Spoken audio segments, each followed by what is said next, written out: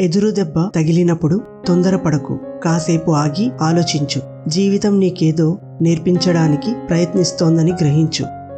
వినే ఓపిక లేనివాడు ఎప్పటికీ అజ్ఞానిగానే మిగిలిపోతాడు.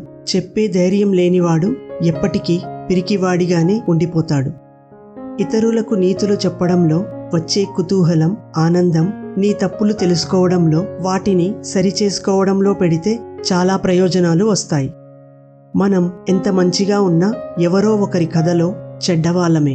కాబట్టి ఇతరులకు నచ్చాలని నటిస్తూ బ్రతకడం కన్నా మనకు నచ్చినట్లు బ్రతికేయడం మంచిది.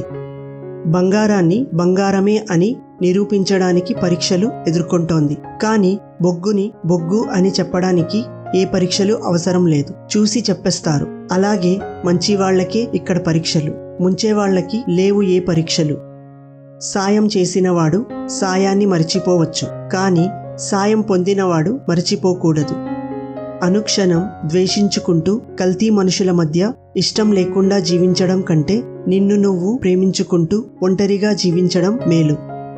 నిన్ను నువ్వు అర్థం చేసుకోగలిగితే సృష్టిలో సర్వం నీకు బోధపడినట్టే. నీ బలం, నీ బలహీనత రెండూ నీ ఆలోచనల నుండే మొదలవుతాయి. కాబట్టి నీ ఆలోచనల పట్ల జాగ్రత్త వహించు. సొంతం కాని వాటిపై అత్యాశ, సొంతం అయిన వాటిపై నిర్లక్ష్యం రెండూ ప్రమాదమే. జీవితం అసంతృప్తిగా సాగడానికి ఇవే ప్రధానం.